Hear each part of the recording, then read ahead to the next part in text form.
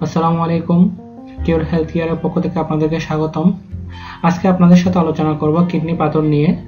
বর্তমান সময়ে সবচেয়ে বেশি আলোচিত একটা বিষয় হচ্ছে কিডনি পাথর। বিশেষ করে ছোট ছোট বয়স থেকে নিয়ে বৃদ্ধা বয়স পর্যন্ত সবারই এখন কিডনি পাথর হচ্ছে। কিডনি পাথর জমতে শুরু করছে কিনা সেটা কিভাবে বুঝবেন?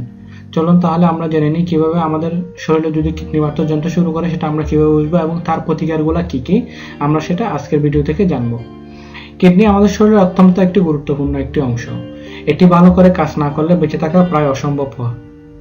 শরীরের জন্য প্রয়োজনীয় নানা হরমোন তৈরি করা ছাড়াও রক্ত শোধন করা, শরীরের যাবতীয় দূষিত পদার্থ রেচন আকারে বের করে দেওয়া ইত্যাদি কিডনির কাজ। কিডনির সমস্যায় সবচেয়ে প্রথম ধাপ হলো কিডনিতে স্টোন বা পাথর জমা হওয়া। যদি সঠিকভাবে শরীরের ক্ষতিকর টক্সিনগুলো বের করতে না পারে তাহলে কিডনিতে তা পাথর আকারে জমতে থাকে। বিশেষজ্ঞদের মতে ডিহাইড্রেশন, অত্যাধিক মদ্যপান, বংশগত দ্বারা অত্যাধিক ওজন ও ব্যাটিক খাদ্য গ্রহণের ফলে কিডনিতে পাথর জমতে শুরু করে। একবার কিডনিতে পাথর জমলে তা যেমন বেদনাদায়ক তেমনই মূত্রথলির নলিতে আটকে দিয়ে মূত্র থেকে নানাবিধ অসুবিধার সৃষ্টি করে। ফলে আগে থেকে জেনে গেলে সুস্থ হতে বেশি সময় লাগে না। চলুন তাহলে আমরা জেনে নিই কিভাবে বুঝবো কিডনি থলিতে পাথর জমার সমস্যা শুরু হয়েছে কিনা। মূত্রত্যাগ। মূত্রনালী দিয়ে পাথর চলাচল করলে মূত্রের সমস্যা হয়। এর থেকে বাঁচতে হলে বেশি করে ফ্লুইড গ্রহণের মাত্রা বাড়িয়ে দিতে হবে। এই সমস্যা থেকে বাঁচা যেতে পারে।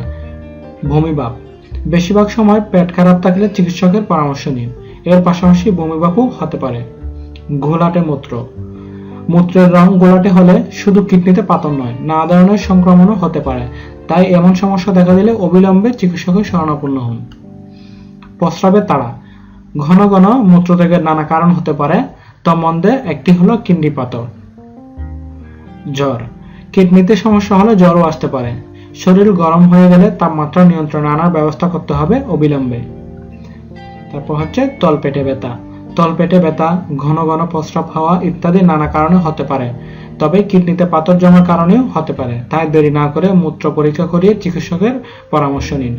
মাত্রাধিক্য ঘামা। শরীরের নানা জায়গা, বিশেষ করে মুখ অতিরিক্ত ঘেমে যাওয়াকে আমরা সাধারণত তেমন একটা পাত্তাই দিই না। তবে এটা যে কিডনির গোলমালের জন্য লক্ষণ বহন করে তা আমরা জানি না। তাই আমাদের সচেতন হতে হবে। রক্ত মিশ্রিত মূত্র। যদি আপনার মূত্রের রং গোলাটে বা লালচে হয় বা তা দুর্গন্ধ যুক্ত হয় তাহলে দেরি না করে আজই চিকিৎসকের শরণাপন্ন হন। এসব উপায়গুলা আমরা যদি লক্ষ্য করি তাহলে আমরা বুঝতে পারবো আমাদের শরীরে আমাদের কিডনিতে পাথর জমা হচ্ছে কিনা, স্টোন জমা হচ্ছে কিনা আমরা সেটা বুঝতে পারবো।